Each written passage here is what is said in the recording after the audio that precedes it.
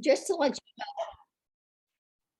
I will be stepping off about 12:30, and Christina will take over from there, just because I'm serving on an interview committee for a board I'm on. So anyway, what I really wanted to focus on today really quickly is I sent out to everybody, or had Katina sent out to everybody, along with the agenda, a description. Several of us have contributed that. I've tried to keep it fairly short and sweet. It just kind of is a general overview for people who are looking at our LWVCO task forces to see if they might be interested in joining one of them. And we did decide at a recent meeting that we thought it might be a good idea, rather than the topics that this group could address are myriad. And so just to begin with, we set up 3 subcommittees. One has to do with disseminating and promoting Colorado's white paper. I worked with a committee of 3 other individuals here in Colorado to write down how Colorado's election system has evolved and what has really made it what many consider to be the gold standard. It was presented at the National Convention, was that last year or the year before last year. And so we wanted to make sure that all of our Colorado members were aware of what makes a good election system, and then hopefully spread that outside the state lines. So that's one subcommittee, and I'm going to head that up. We have a special district election subcommittee that Christina is chairing or co-chairing, and their focus will be to study these special district elections, which can include, hospital boards, school districts, metro districts, and come up with some strategies for improving those. A lot of these elections really nowhere near approach a gold standard. Sometimes the elections aren't held in a timely manner, or they're not held at all. There is an issue with funding. So that's the focus for that task force. And then Neil has agreed to head up the election process improvement subcommittee. His area of expertise and his interest really focuses on work to further improve audits, transparency, nonpartisanship, and other aspects of Colorado elections, so that voters can really have confidence in our system, that when the Secretary of State says this ballot measure failed, or this one passed, or this candidate won and this one didn't, that voters can believe that in fact was the wishes of the voters. So I hope you've had some time to look at the descriptions. I know that wordsmithing with a group can be very difficult. And so what I would like to propose, if you've got other ideas, I'm open to that as well. I put my email and my phone number in the chat. And if, as you look this over, there are things that you think we need to change, if you have ideas for condensing it, that would be great too. But if I don't hear from folks by the end of the week, then I'm going to share this with Beth, and this will then become the description for our task force, which doesn't mean it can't change. This isn't set in stone by any means. So does anybody have any input, or have you all had a chance to even read it? Did you send that out with the link for today's? Katina sent it out. Yes, it went out either early this morning or yesterday. And I can, do you want me to forward that to you, Christina? Sure. Okay. All right, I'll do that. Anybody else that did not get it? I'll check and see if I got it. I mean, I got the Katina document, so I'm guessing it's there. Okay, the agenda should be there.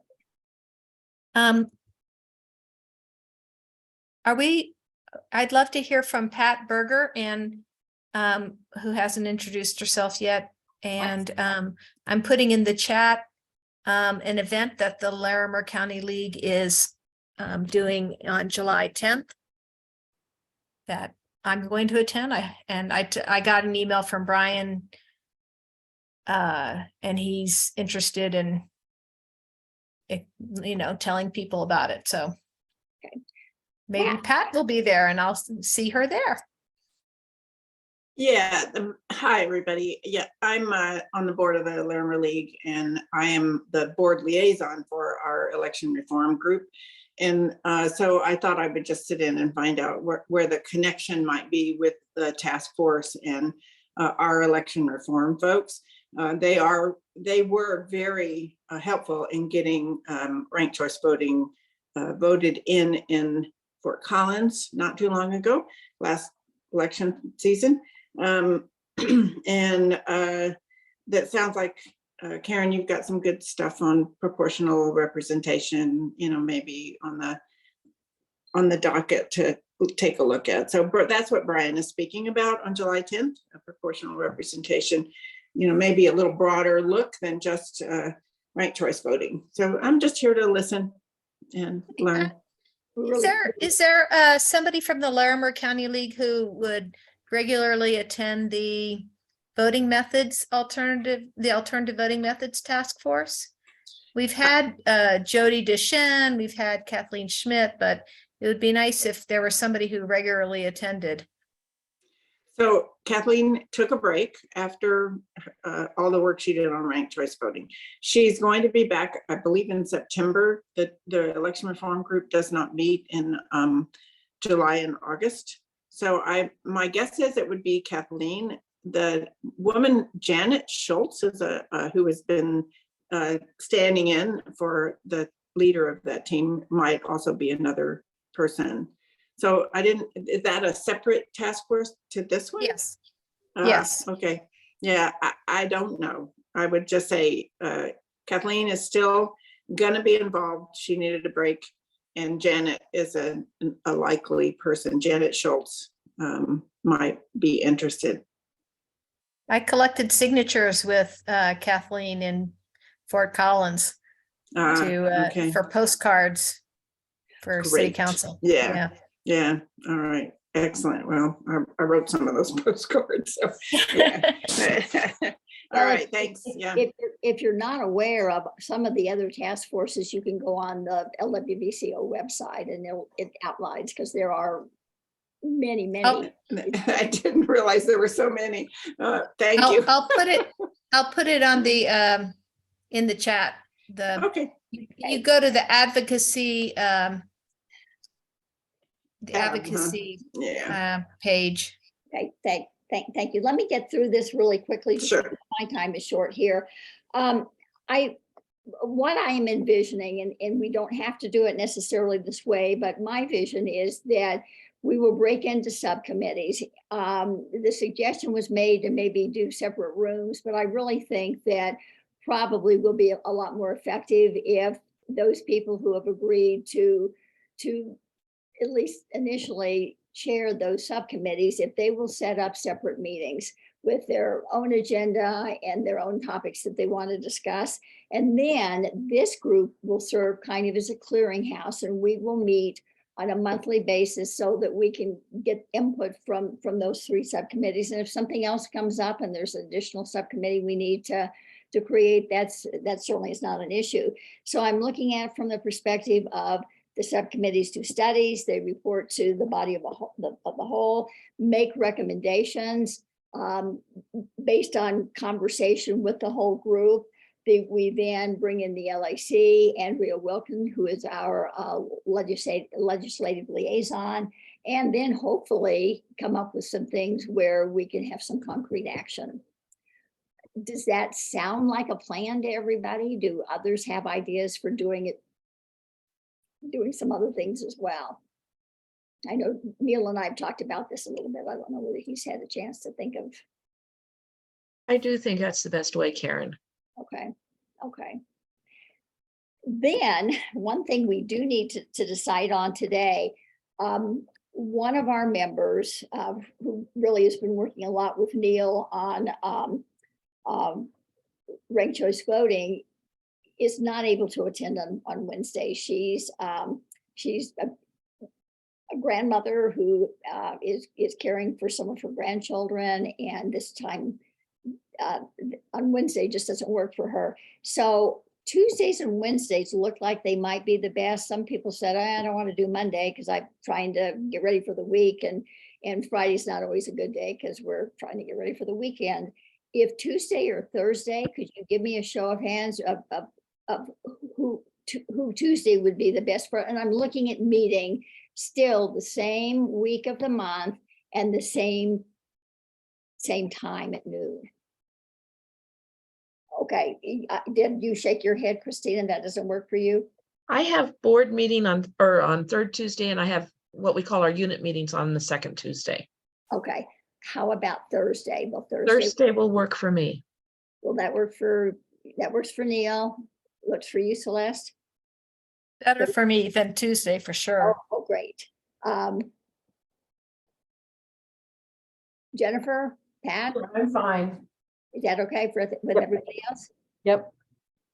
Okay, I shouldn't be voting. Thanks. okay, all right, then I am going to make arrangements to have that changed on the website so that it'll be Thursday. I'm trying really hard to get the agendas out ahead of time so that you guys can take a look at them. If there are things that you would like to see put on the agenda, I am very much open to that, but please don't wait until the last minute. I'm really trying very hard to get them out by Monday so that everybody at least has a chance to look at it. And while I know last minute emergencies come up and I don't have an issue with that, but if you have some ideas, I would really love to have your input, because then that honestly takes a little bit of the burden off of my shoulders as to, okay, what do we want to focus on for this particular month? So again, my email and my phone number is in the chat. So if you'll all copy that so you have it, you can email me or call me or text me. So Neil has been very busy. As he told you, he's been appointed to the Bipartisan Election Commission, and he's got some really interesting things that he wants to share with everybody.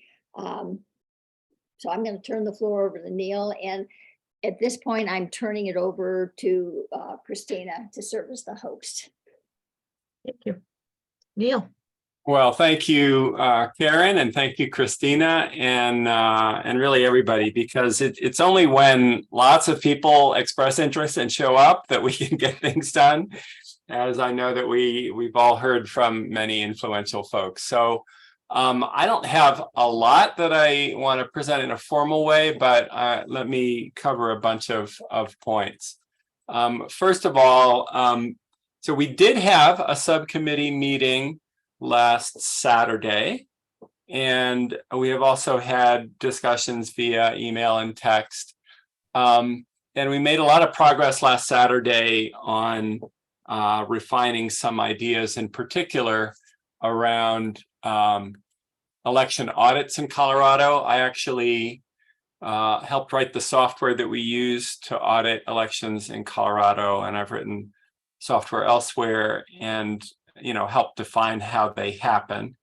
And there's some things that have changed over time, or that we never quite got to, that would make very, very meaningful improvements. So I'm trying to fine tune and prioritize some of those ideas, and got great input from Karen, and Gaithia has been deeply engaged in that. So I'm delighted that we're going to have a meeting time on Thursdays that will work for Gaithia, because she and Karen are both geniuses at taking some deeply technical stuff that I get,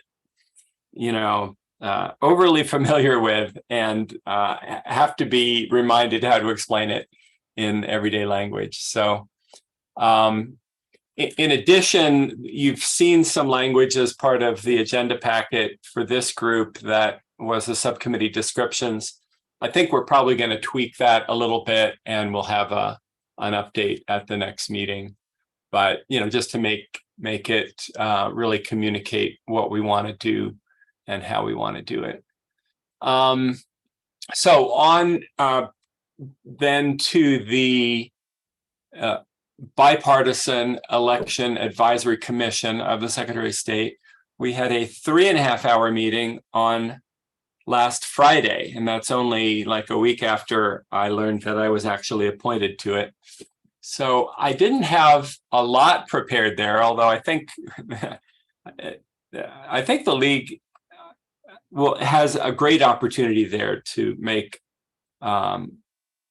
more of a difference and have a better ear of both the Secretary of State and actually a lot of our other stakeholders in elections. That includes county clerks who are represented on the commission. That includes legislators who are represented, the head of the County Clerks Association, and then a bunch of our allies and other people involved in the space, from Common Cause to a bunch of other groups. There's 23 members, and I can share a link to who's represented there. There were two big topics of discussion. One was the big election bill that passed this session that made wide-ranging changes to update a lot of things. And a lot of us really thought it was a great bill in many ways. The league also had some input for it, that because we got notice of the text of the bill so late in the game, it was introduced near the end and was on a very quick track. They didn't accept our proposals.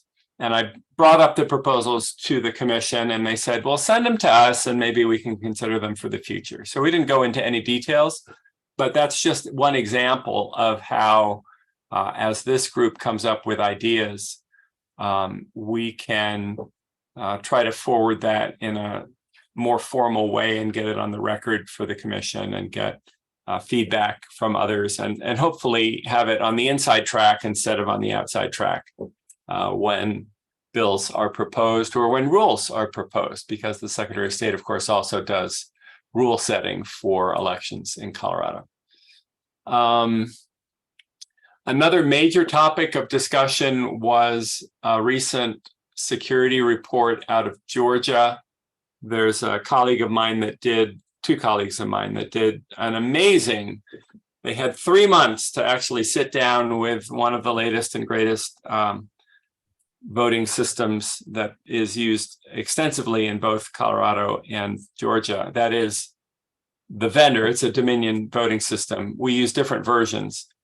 And given all that access, they identified a bunch of things that were vulnerabilities that could be used to do a lot of very bad things to an election. And they put that report out 2 years ago. The judge, this was all as part of discovery in a court case against the state of Georgia. And the judge put the report under seal for 2 years.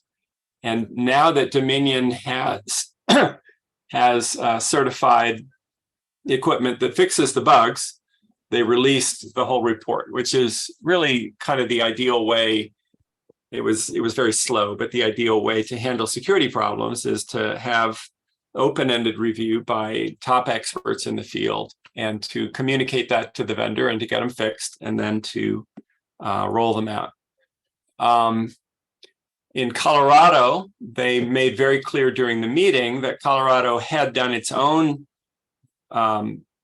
penetration testing of the Dominion software and had previously gotten Dominion to fix a bunch of things, and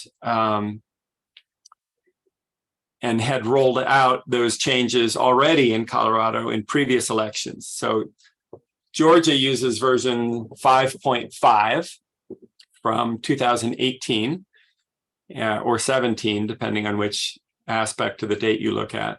Colorado has been using 5.13, which is much more recent, and just certified version 5.17. And as you all know from working with computers, presumably you constantly get advice to upgrade to the latest version of the software and to report problems and to try to be very cognizant of security vulnerabilities.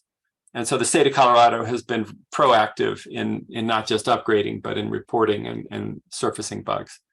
And also the state of Colorado barely uses, I mean, it's very important that we use these ballot marking devices that were the subject of the report, but only about 1 or 2% of Coloradans use these touchscreen machines to cast their ballot. Most people just do a hand-marked paper ballot. So Colorado has no problems from that thing that you might have seen in the news in the last couple of weeks. Georgia, unfortunately, remains stuck in the mud. They have outdated software. They have even publicly announced that they're not going to update the software until after the 2024 election, giving anyone who wants to hack the system notice that here's all the vulnerabilities and here's what you need to do. And they trumped up a report by MITRE, some other colleagues of mine, that simply makes a statement that if you're perfect with everything, I mean, it verifies the problems as everybody else has verified. But then it asserts that if you are perfect in controlling access to the voting system and never let any bad people anywhere near it, that these aren't issues. But of course, as we know, in Georgia, they've practically handed over voting systems in Coffee County in particular to campaigns, more or less, in ways that absolutely provide all the risks that Dr. Haldeman and his colleagues uncovered. So I just tear my hair out thinking what on earth Georgia thinks it's up to. But don't worry about Colorado, even though we use the same vendor. We use a different system and it's up to date. And then the last thing I'll just report briefly is that I get to go meet the defenders of democracy here in Colorado. The Colorado County Clerks have their meeting in Durango from Tuesday to Thursday next week, well, Monday to Thursday. And I'm going to go out and participate in that meeting. And it's amazing that we have people from across party lines just making elections better here in Colorado. So I'm lucky to get to do that. And we're lucky to have people that get it and that are proactive and that help make our voting system so good. Questions? Wow. I'm sorry, I just shake my head over, oh, we can be, if we do everything perfectly. Nobody's perfect on any software in the first place. Yeah. Of course, Colorado wasn't perfect. I mean, we had Tina Peters in Mesa County doing something remarkably similar. So yeah, it's just something that it's common sense. You upgrade your systems, you test them carefully, and glad to live in a state where we do our best. You know, I see some sense that people are maybe missing a couple parts of the report and praising the MITRE report, which actually confirms the vulnerabilities and just says, don't worry, keep everything away from bad people, which you can't do. So there's a call by really the academic community to MITRE to say, you have to take that report down. It's being misused by the state of Georgia. Other comments, questions?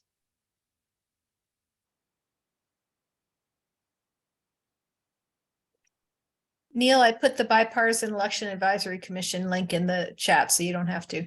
Oh, you're so wonderful, Celeste. Thank you.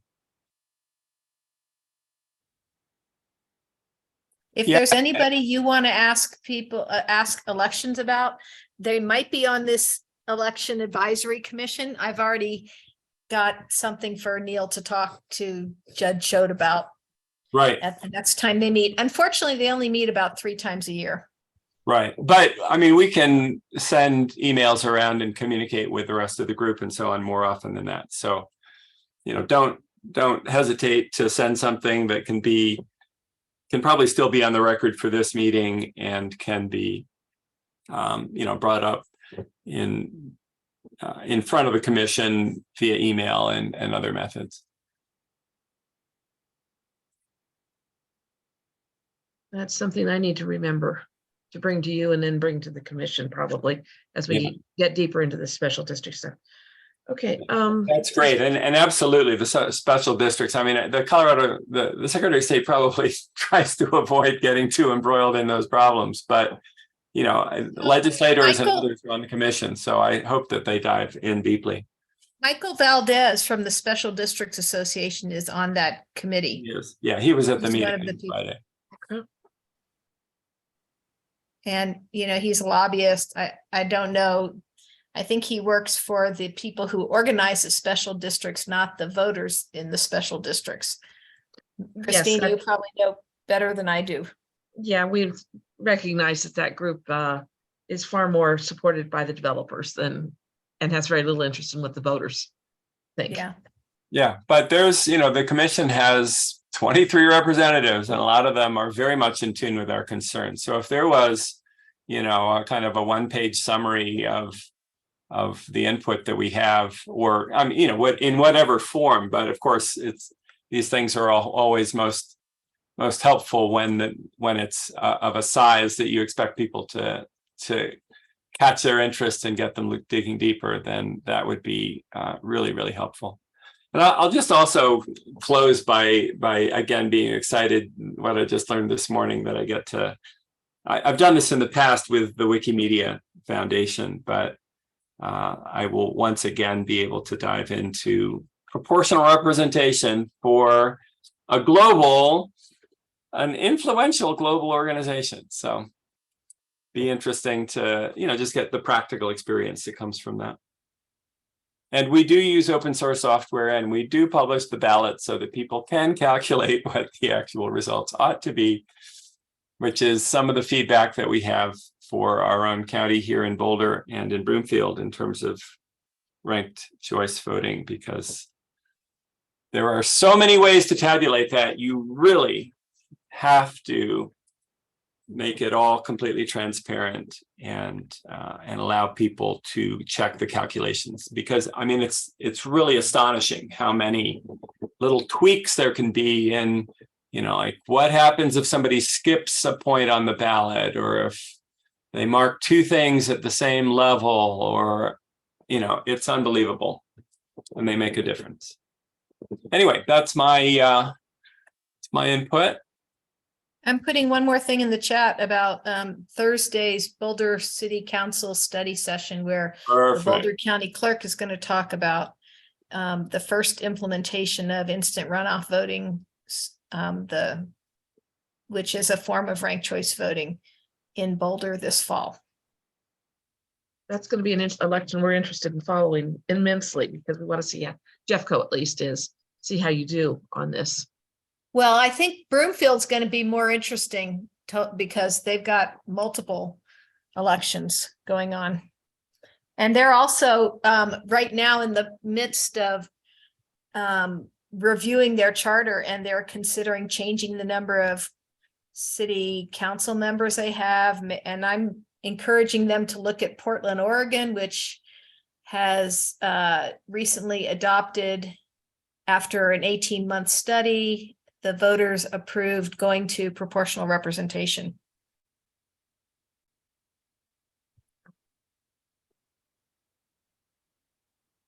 So we can switch over to the special district elections now, if you guys, if we're done with Neil. I don't have a lot to report, unfortunately. We are trying to set up a training session. Well, first of all, we need data right now, and we're trying to get data out of the Department of Local Affairs. And once we have that data, we need to get it organized into something people can use on a consistent basis and store it somewhere. But John Henderson is going to try to teach a course, teach us how to analyze the data on July 14th on the Jeffco League website, but I'll be posting it up to the state website as well. So you can register there for that. And then I am speaking to the Larimer County League again. Janet Swartz contacted me asking me for help on how they can come in and help this committee. So that's next week. And that's what I have there. Celeste, are you ready To make announcements? for your part? Yes. I'm still typing in the notice about the council meeting on Okay. Thursday. Okay. I, Mention that July 14 meeting again. What are the details? The July 14th meeting will be try to teach people how to use the various points of data so we can pull it all together into one report for each special district, i.e. if somebody, we want to know which ones have had elections, which ones haven't. We want to know where the board of directors are crossing over. We also want to look at their financials. How much debt do they have outstanding? That requires going to a website called Emma. And then a general overall look of what's the financial feel on these people? I mean, if they haven't had an election since 2012, that tells us something. If they've only missed one election in that time period, that tells us something else. And there's also something going on out there right now that some of the special districts have said that if they didn't have enough candidates for this election and the position was up, that they don't have to re-advertise that position until 2027 instead of So- 2025. Christina, one time I was reading the minutes of a Broomfield City Council meeting, and they had multiple documents that went with the meeting, which were all saying, we're going to cancel our special district election because we don't, we have as many candidates as we need, and that's it. So it was very depressing reading that. We had 114 special districts cancel their elections that notified the county that they canceled their elections. This still is trying- only in Jeffco? Only in Jeffco. Out of two, Wow. first of all, there's 294, 114 notified the county that they were canceling their elections. But I only think there were 14 that notified that they were having an election. So what happened to the difference? And that's, we know in fact that one water district informed a member that they didn't have to tell anybody until May 2nd, election day, that they were canceling their election. Now that is incorrect. They were supposed to notify by February 28th whether they were canceling their election. And that's both DOLA and the county. So there's some education things to be done in there. What were those numbers again? You said 294 total Jeffco special districts, 114 cancellations that notified. How many that 14 that had elections 14 had elections. that they said that they notified the county they were having elections. Let me qualify that because we haven't Thank gone you. through. All of those data points, exactly. What are the We have to- endpoints of the study? Yeah. And then, and so that leaves a majority that you don't really know anything about. Mhm. They were required to notify the county by February 28th, all of them by that date of their plans. Mhm. How are you actually gathering the data? Are you like just visiting websites here and there? Are you calling? Like, how do you manage that? One of the things we were waiting for, and we're going to notate this too, I think, is they are required to notify DOLA as well. And so hopefully in the month of May, they posted their results of their election in DOLA. And that's one of the things we'll be looking at is, did they post it, the election results on a timely basis, or if it's a cancellation, what day did they notify the cancellation of? Right. And That's such important work. Thank you. well, and the other thing we're hoping to do, and this has not been cleared with Andrea yet, is to have a training session for legislators on some of the problems that we can identify. Yeah. Tammy Story and Mike Weissman were talking about doing that. Yeah, and I think they're working with, Tammy's working with Fair Ratezik right now on it. And of course, Okay. at one point it was only going to be directed at Jeffco legislators. I'm not sure quite where Fair's going right now, but we need to work on that together because I don't want them going off too far off track. But yeah, Tammy Story, Brianna Tatone, Mike Weissman are all contact points on the special districts. Great. So you had some items you wanted to bring up today, Celeste? Sure. The big item is, we brought up at the, did we lose another person? Did we have Yes, we 7 did. people? We lost Miss Patterson. Pat Or no. Berger. Pat Berger, I'm sorry, never mind, yes. Yeah, I'm here. Okay. Patterson's here. Patterson's here, but Pat Berger dropped off. Okay. So we had our, alternative voting methods task force on, Monday. And we discussed, we announced that the State League has approved a primary election reform study. And it was initiated by the Boulder County League. But since it's been approved as a state study, the entire state will go through the consensus process. And everybody's welcome to work on the study. Only league members are allowed to vote on the study and to participate in the voting at the consensus meetings. But the reason that this has come to light is that primary elections, there's so many safe elections, safe seats that even though the League of Women Voters hesitates to get involved in primaries, they're such an important part of our elections that we do need to take a look at them. We're not going to endorse candidates, but we could improve the election process. So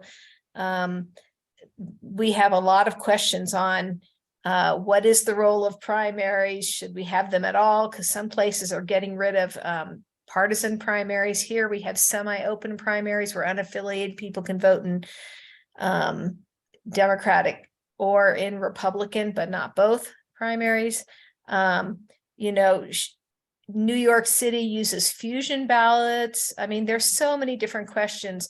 How do primaries work if we have multi-winner elections, which you have to have a multi-winner election or multi-seat body you're electing people to if you want to have proportional representation. So there's just so many questions. And I'll put in the chat the address, if the email address, if you are interested in working on this. And that's what I have to say. I can make some other announcements too. In fact, I'll put something in the chat about a July 6th, I think it's, no, June 27th meeting. Also. That's the I national also- one, isn't it? What? The June 27th is the national meeting, isn't it? Or is that? a different- It's sponsored by DMV, which I had to research to find out what it means. It stands for League of Women Voters. DMV is DC, Maryland, Virginia, not Department of Motor Vehicles. But they're talking about young people voting and the 26th Amendment. And one of the things we've talked about as a league is the letting 17-year-olds who vote in the primary election, if they're going to be 18 by the general, that group was allowed to do so in the year 2020, but that fall Amendment 76 passed, which the Attorney General has decided takes away that right for 17-year-olds to vote in the eligible 17-year-olds to vote in the primaries. 1/3 of the states allow eligible almost 18-year-olds to vote in primaries. And it seems like we would want more voices and we'd want to start the habit early, and the league is behind this. And so we're working on that issue, and I'll put that event in the chat also. Okay, let me type this in if you are interested.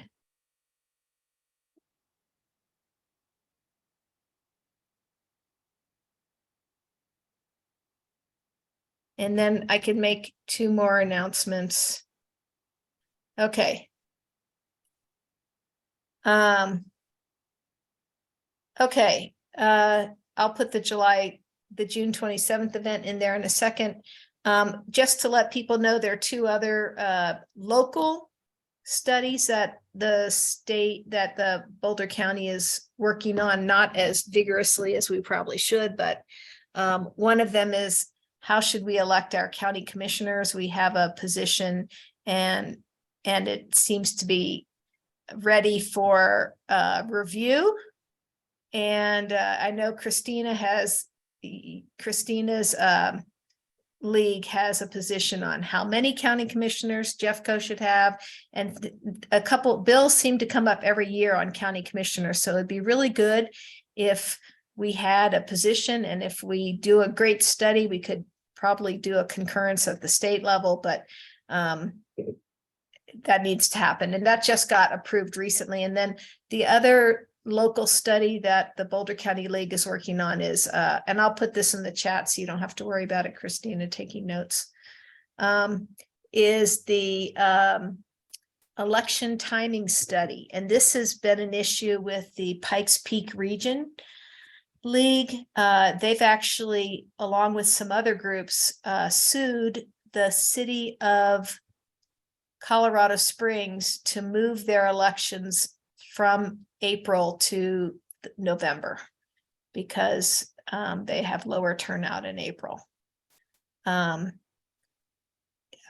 Certainly a place like Erie, Colorado should not be having elections in April. They can't even figure out which ballot box to use in April. But Colorado Springs, I'd be interested in reading the lawsuit text and stuff. It's certainly an argument for a place like Erie where they get lousy turnout in April. But in a big place like Colorado Springs, Denver has its election in March or April, and I don't know if anybody's planning on suing them to change it. It's all interesting. Anyway. We haven't heard about, when we first started this committee, somebody brought up that, the special district elections being in May were odd and awkward. At the time I thought, well, it's great because then people can focus on it. I've done a 180-degree flip on this, is that no, they need to be part of the November ballot just to see if we can't. People are used to voting in November. I would like everybody to vote every November. Mhm. I just think that's so important. And, in Louisiana, where I grew up, everybody votes in November, and then they have the runoff in December. If there's no primary, it's jungle elections. And if somebody gets over 50%, they win outright. Otherwise, you go to a top 2 runoff a month later. And there's something to be said for that, because then, everybody turns out for the main election. Maybe not the runoff, but at least you've weighed in on the top 2 candidates. So anyway. Well, in the Denver elections, a great example of why your alternative voting would be a much better choice. The cost alone is. Well, you don't always go to just one election. And there's not a lot of evidence that instant runoff voting saves money, even though it's one election. There's not a lot of evidence that it actually saves money, whereas approval voting would save money because it's so easy to implement. But yeah. So those are my announcements, and let me put stuff in the chat now. Okay.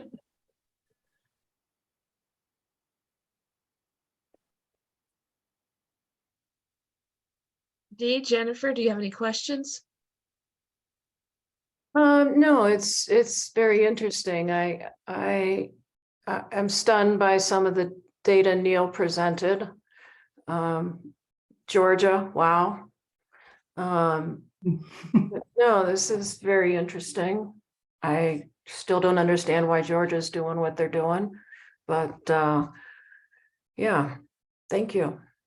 I should emphasize that well, one of the ways that this is harder for Georgia than it is for Colorado, and another problem with the way they do elections, is that everyone in person voting in Georgia, which they have a lot more of already than Colorado, everyone uses a ballot marking device. They don't just hand out, they don't allow people to just get a paper ballot and fill it out by hand if you Not show even absentee voters? if you show up in person. Absentee voters get Yeah. mail-in ballots and use them. And so they are, they have all the equipment they need to count mail-in ballots and hand-marked paper ballots. But for reasons that are a mystery to everyone, they don't do that. And there are highly technical but highly concerning problems if everyone is using the ballot marking device, because the device can, as the report demonstrates, there are many different ways to get the device to print a different ballot mark than what somebody enters when they do their touchscreen voting process. And they observe voters in polling places in Georgia, and people maybe half the voters glance at their ballot for 5 seconds. And there's a lot of contests on the ballot. They're not going to be able to notice if something changed. So that, and if something changes and they say, oh my gosh, the machine, is cheating on me, all an election official can do is say, you might have just done the wrong entry. So they wouldn't even take the machine out of order, because there's no independent proof of what a voter did while they were in the voting booth. So it's a complete setup for hacking the machines, honestly. And they still have lots of protections, and the results are probably right, but they stuck themselves with an enormous number of these ballot marking devices. And as soon as you have the number that's necessary to let everybody vote on them, now you have a bigger upgrade problem. So now you've got, I don't know, I should find the number out, but probably tens of thousands of machines. And, that's not an easy task, but they saddled themselves with that task. And the fact that they haven't upgraded for 2 different versions is deeply concerning. So I remember talking to, I think her name is Elizabeth McNamara. She was the former League of Women Voters of the US president, and she was from Georgia, and talking to her about everything was automated there. I think this was before they had ballot marking devices. They didn't have any paper ballot record. Whereas at least a ballot marking device usually prints out a paper record. And what's her name again, Celeste? Elizabeth McNamara. Yeah, and it's equally famous. I mean, that's why this lawsuit started, because Georgia didn't even have any way to do voter verifiable paper ballots, because it was just typing something into a machine and trusting whatever the machine tabulated it as. So they at least changed to paper, but as these researchers demonstrate, that really doesn't solve the problem when you do it at scale like that. I think she felt attacked by, I didn't want her to feel attacked, but I wanted to find out why Georgia still used totally electronic direct DREs, they call them, direct recording electronic, something like that. anyway, Once Yeah. you're down this rabbit hole of investing that much in it, it's hard to admit you made a mistake and come back out of it. yeah, That is just true. And I were actually, the agency I worked for actually at one point was, they didn't want to learn Windows 2003. So they were making everything back to 97. Unfortunately, somebody found out about it, that it was like, you're kidding me. So I Yeah. can get this primitive thought process that this would be okay, but it's not. Jennifer, you had a question and your Well, hand came. I guess two comments, what goes on in Georgia kind of reflects the whole country. And it just feeds into a lot of people's negativism and those conspiracy issues across the country. And so it's not just their issue, it's everybody's issue, is kind of my question. But what was my other question? Oh, so as a newbie, and this is probably a very naive question, when people talk about Georgia and they start bad mouthing and trash talking the elections and use Georgia as an example, how do you guys respond? What do you say now, knowing what you know?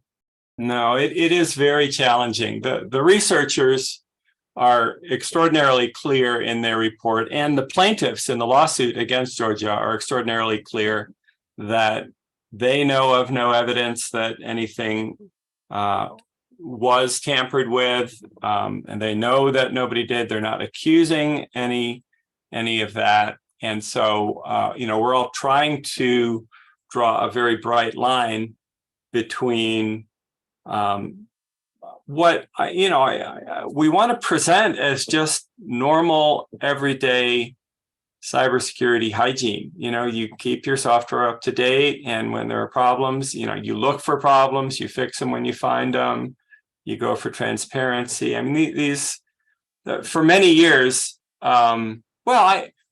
I mean,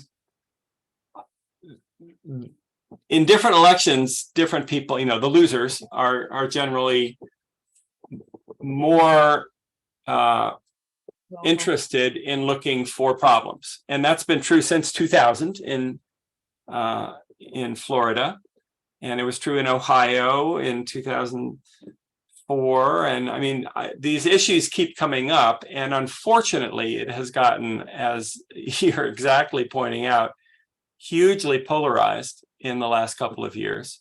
But I think we have to acknowledge that it's been polarized for different people at different points in time. So the researchers that I work with over 2 decades of just saying, hey, we're computer scientists, and no, you can't vote over the internet, even though it would be really cool, because it's really impossible to get a voter verified paper ballot over the internet, surprisingly enough. And you should have voter verifiable paper ballots, and you should verify them, and you should audit them. We've been saying that to everybody everywhere that whole period of time. And it's only recently that it's become, that our circles have seen it as being politicized. But I think people have always, the winners always see it as either sour grapes or politicization or, whatever. So I think that we just have to recognize that people pay attention when they think that something bad has happened. And we just have to be very clear that it's not that we're saying the results were wrong. We're saying that, we don't want Iran or China or Russia or insiders who have been, who make mistakes, because mistakes happen all the time too. The major thing we know about are simple mistakes in programming or in counting or in ballot management and so on. So, we just try to keep a positive, helpful focus on improving the quality. And I think we've been lucky to be in Colorado where for a variety of reasons, including lawsuits. In 2006, there was a big lawsuit in Colorado saying your election systems are vulnerable. And the judge agreed. And the judge said he threw out the certifications of every voting system in Colorado And they added new conditions on need for audits and so on. And that was right around the time that we were proposing great audits and great voter verifiable paper ballots. So it kind of And comes Neil from- is a leader in a lot of this. So kudos to Neil. Well, it's a huge effort, and so many people have been involved. And again, the ones that have been involved in Colorado have, in some sense, been lucky. But part of that is because of people filing lawsuits and winning them. So I think we just have to be truthful and honest and forthright and explain both of those things. Is that making any sense? I mean, Jennifer, you're exactly, in the position. It's new. You're here with the league. You care about elections. How do we help people like you and or your skeptical friends with these tricky issues? Well, I think it's hard. I go out and seek information. And so many people just, take what they hear and don't believe based on what they read in crazy places. So I don't know, other than I just talk a lot to people and try and be a positive model for that. I don't know how you can do it. I worked elections in Wisconsin nonstop, and some of the verbal abuses that I took from, other parties, as a chief inspector, our elections are very, very different in Wisconsin, and the polarization and negativism and, how people behave when most people don't do mail-in ballots in Wisconsin. We don't even have ballot boxes. And so I came from that environment, and it's just a matter of how you can talk and educate people. I don't know. It's a tough one.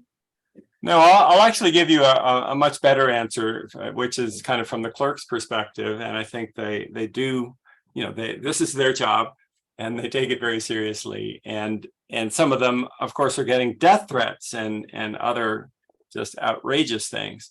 And what they mostly report is that the best approach is to invite all the skeptics to come and visit the voting centers and to not volunteer, but be hired as poll workers and to, learn how the system works. And invariably, they report that people, I won't say invariably, because some of the people who showed up at the meeting last Friday said that they had done that exact route and they were still skeptical and didn't trust things. But, Sure. I think it helps most people to learn about the process, because it is a very intricate process and it's very easy to be worried about any particular part without knowing how the rest of it works. Sure. Well, you're preaching to the choir, because Yeah. in Wisconsin, I recruited 450 people to work at the Waukesha County polls. And Wow. many of them were newbies, and they didn't understand we have a nomination process, and they didn't understand why I was trying to recruit them and how important that was to be recruited and to be nominated. And then I followed them for 2 years during our whole process and kept them engaged. And it was very painful for me to leave Wisconsin recently, because I became their friend, whether they were Republican or Democrats or independents. And, keeping those people engaged in the process for 2 years, it made a huge difference. And you got to keep bringing those kind of people in and being involved in the process. Our clerks were fabulous. I had some clerks that were, oh my gosh, incredibly obnoxious and did not want to follow the process. But you just had to keep not bugging them, but you just had to kind of stay in their face and just get it done. So I hear you. You're preaching to the choir. It's hard. Well, it sounds like you've got some great perspective, and I would love to get anything that you have in terms of the processes you used, or the stories that you can tell, or whatever. Clerks the clerks are the ones with the most impetus to address all of these concerns and get them resolved. And they are very interested. And you might have something that came up in Wisconsin that they haven't seen here, although they're very experienced, of course. So if you've got more on that, that's a fabulous story, and I applaud you for wading in and getting so many people. It sounds like a diverse group engaged. Yeah, no, it was really fun. I hated leaving that project.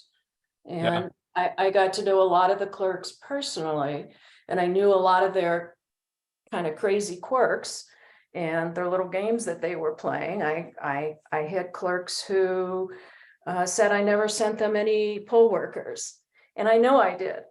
And so the next year we hand delivered your nominations and called and followed up. And I mean, it was a job, but it took a while for them to learn we kind of meant business. And, somebody's watching and overseeing, and it's not just up to them to do it the way they want. And that took a little time and perseverance. What's your last name, Jennifer? Patterson. Patterson. Yeah, I'd be happy to talk anytime. It was, and once again, we're Wisconsin, they outlawed drop boxes for mail-in ballots.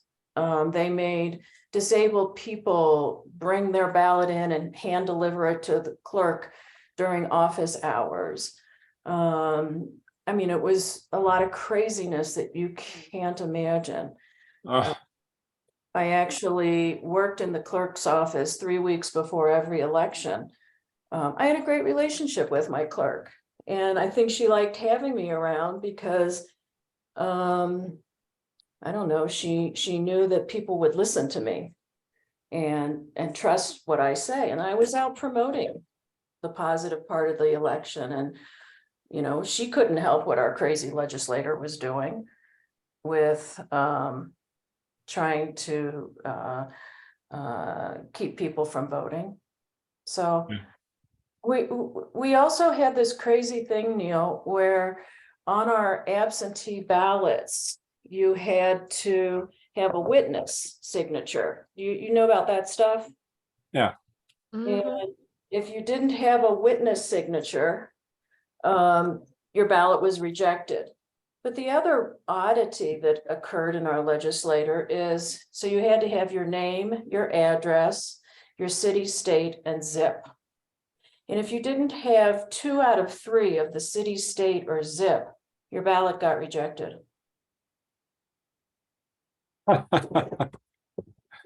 Yeah, I mean, crazy stuff like that. And Wait, what state is this ballot for? Wisconsin. No, I'm like, I know, Yeah. but it it's was kind of self-evident, isn't it? It was right.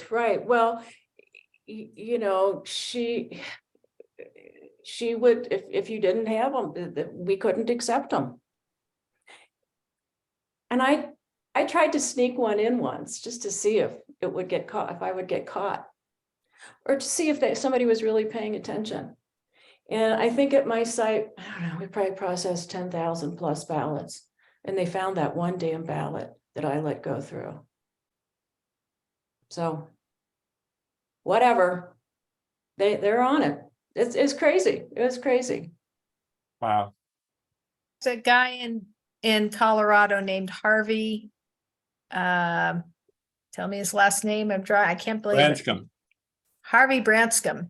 His father actually started the institution my husband works for, so I should know this. Anyway, Harvey Branscombe does those exact kinds of things, Jennifer, Yeah. tests the system, and will do things like tell the county clerk ahead of time, look, I submitted my ballot, I didn't sign it, I'm testing the system, Right.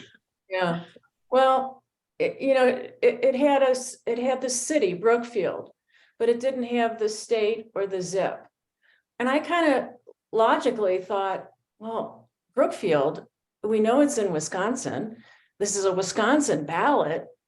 What the heck? Brookfield, we know the zip code. So there was a little, but technically I shouldn't have let it go through. Yeah. And because I let it go through, I kind of forgot that I had the head of the Republican Party, who was downstream from me checking everything, and she turned me in. And I love this woman. She's just a delightful woman. But, you know, she saw it and she pulled it and she turned me in. And so they called me out on it, which was fine. You know, I was expecting it. But logically, it didn't make any sense. Brookfield, we know it's Wisconsin, right?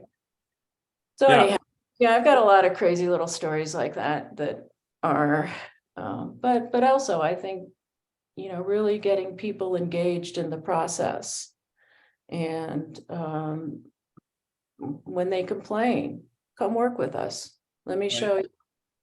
I was forever cutting and pasting Wisconsin statutes and sending it to people that were naysayers.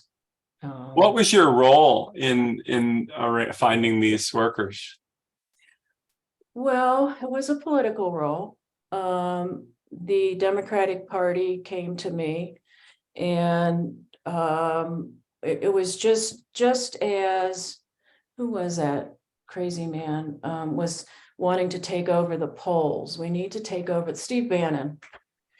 And prior to that, mostly conservatives ran our elections.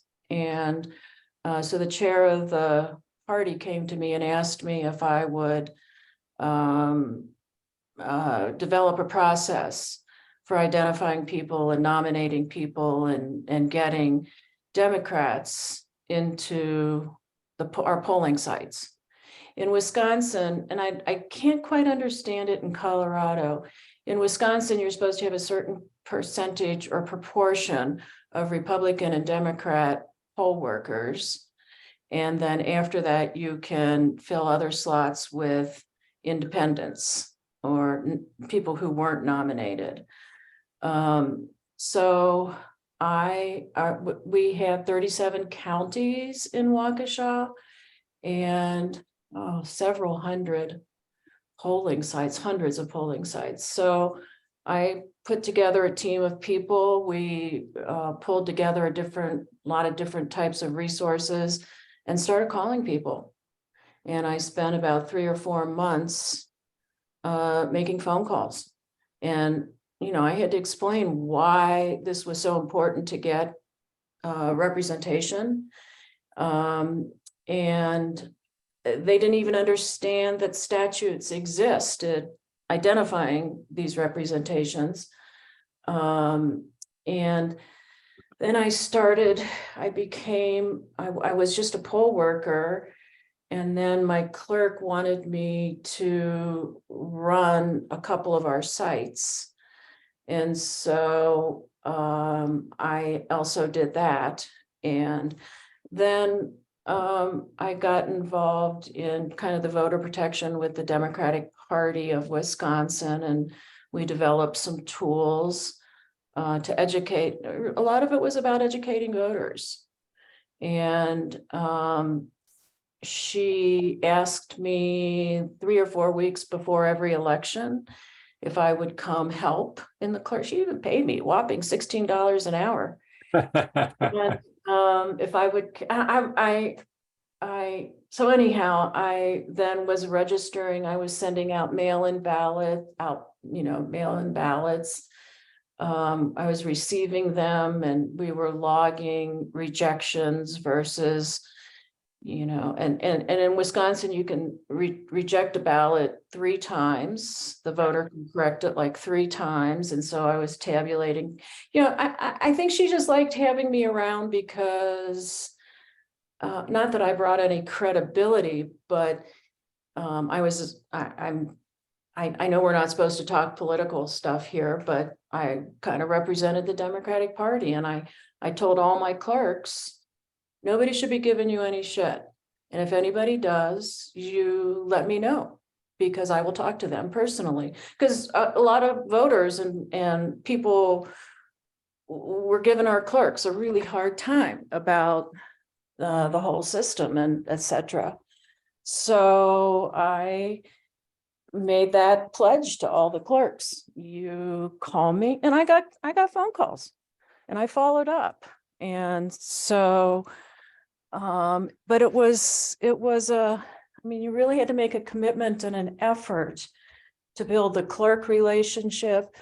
I had to build relationships with the other party, and establish credibility within my party. And,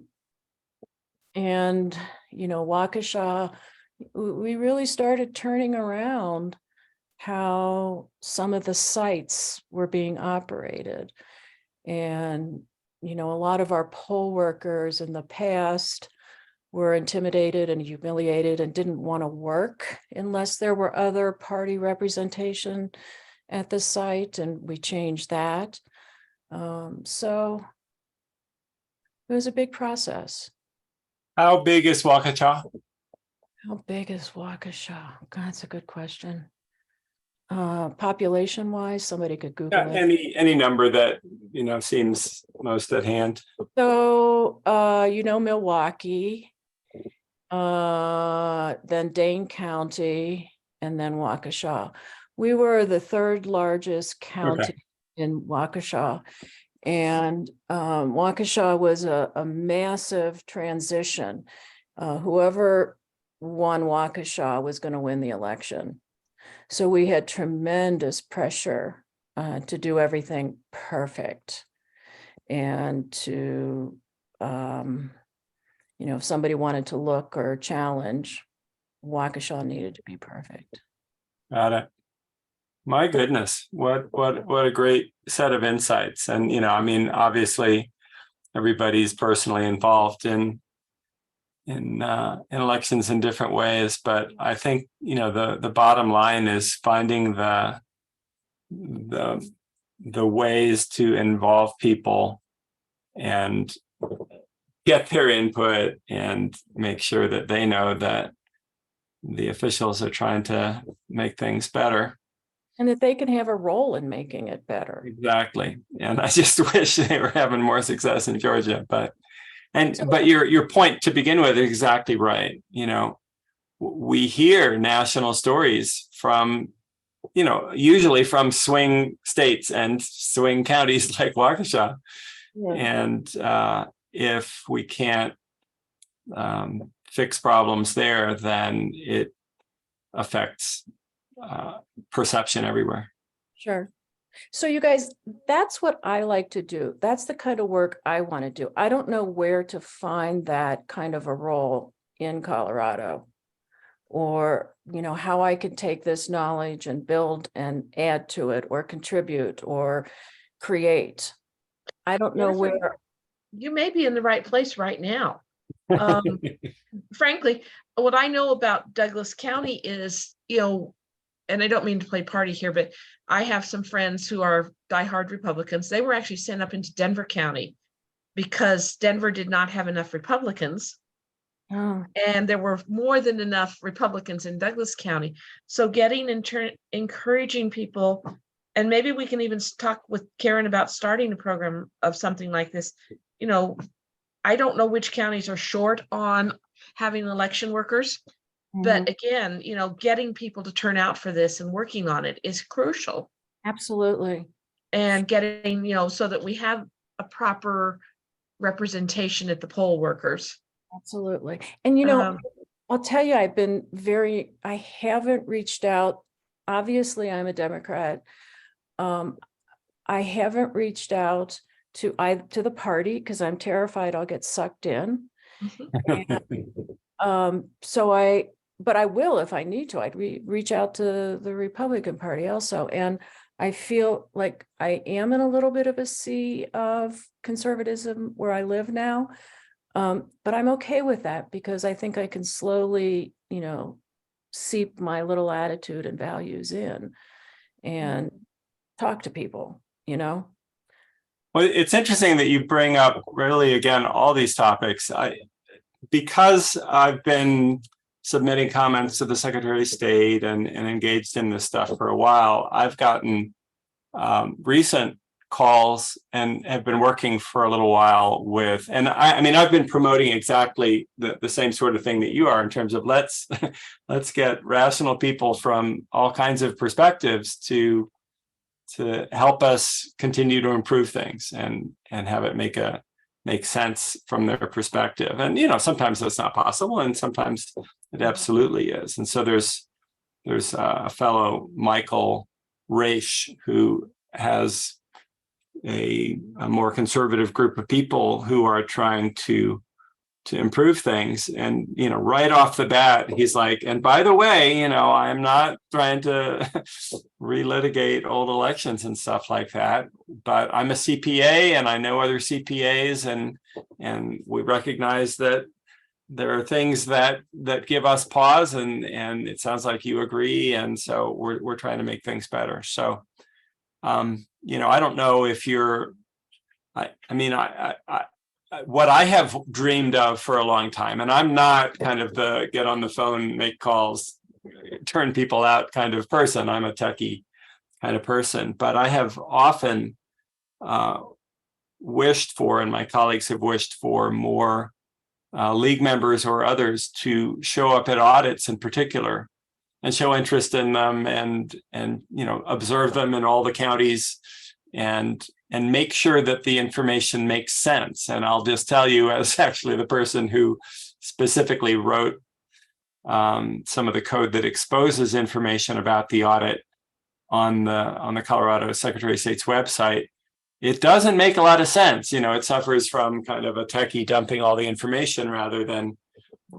someone who understands presentation well. So there's simple things that would make it way better, and we're kind of in process to That's why improve that. You should use Jennifer? me as a newbie. I'm sorry. Go ahead. No, I was gonna say, I just put a name and a phone number and an email in the chat for you. Her name's Mary Lonigan, and Mary has worked, and she works as a supervisor at various polling places in Jeffco. She's a league member, she's a volunteer, but she gets paid. And she, and I think the two of you might want to meet and talk about some ideas, maybe. Okay. Where are Yeah. you located, Jennifer? I'm sorry, what? Where are you located? In Highlands Ranch, Great. near the town center. Yeah, no, that sounds about right. Yeah, but yeah, so I the other thing I really like about the league is it's really forcing me to talk differently and learn to talk differently, because I have been a bit more on the political side than, and so I'm really trying to listen differently and better and figure out how I can be more subtly persuasive, I guess. The other thing that I've done a lot of is fundraising. And I'm not oh, somebody just got interested. You almost put your nose on the screen. Which has also been a very good draw for finding people to work at the polls and vice versa. Yeah. So I probably have in my little computer here a list of about 20,000 people that I've either fundraised off of or made phone calls to be work in the polls or do various things. So that, I mean, you know, you accumulate all that stuff over time and it's like gold. I mean, any of our candidates in Wisconsin would kill for my list. I don't know what to do with it. So, but that's kind of how you start building some of that stuff. Yeah, that's great. So, all right, well, I will reach out to this person here in a day or so and see what because I do need to sign up for voting and becoming a poll worker. I don't know that I want to be in charge again, but find out where I can fit. But if you guys have any suggestions, I'm a little lost soul floating around this big league enterprise that's confusing to me. So that's why when you asked me, how did I get here? Or somebody asked me, Mm-hmm. Yep. I'm not quite sure. Well, you're very welcome. I put my contact information in the chat and would love to chat more, or, you know, if I think of other things, send them on to you, whatever. Okay. And Yeah. I'm just putting mine in too. Okay. Yeah, I'm really open to like project things and like building things, and you know, I just don't know where I fit yet. And that's what Maud has been really very helpful with, trying to help me and send me into different, but voting is really my interest. And I'll tell you, and this might sound weird, but sometimes I worry about Colorado and the things that I hear you guys say. In Wisconsin, we were always being attacked. And so we always had to be kind of, you know, on edge and alert and paying. You guys aren't attacked in the way that some of these other counties are. And As you're like your process isn't being attacked. well, I mean, there absolutely. I mean, if you listen, you can go online to the Bipartisan Election Advisory Commission meeting last Friday, and there was certainly a very vocal subset of people that were very frustrated and had lots of accusations. And Tina Peters, after all, is from here in Colorado. She actually showed up at the meeting, not in person, but online, and had, you know, her spiel, and there were others. So we get a little bit of it, and election officials absolutely get it. But I think you're right that we did not see the intensity that you saw in Wisconsin. So I salute you for surviving and still being interested in finding a good way to contribute. Yeah. No, I almost wish you guys had more problems. Well, we've had some in the past and we've gone through them. And then, of course, we had Tina Peters. And the fact that she's over on the Western Slope probably does, to some degree, make us a little more, you know, she's over there. They're crazy. Yeah. Well, we had it all over the state. It's pretty nuts.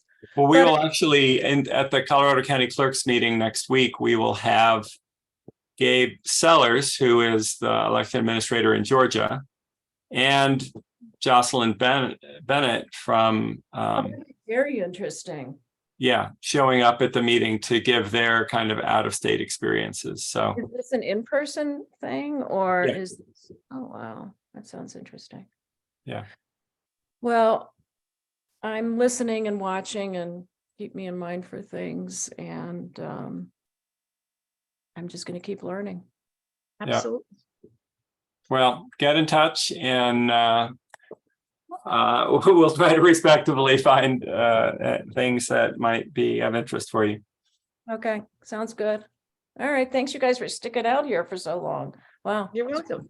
1:40. All right, Have a great day, everyone. thank you. Thank you, Bye. Christina. Good job. Yeah, thank you. Delighted to have you, Jennifer. Thank you. I'll just log us out now. Yeah.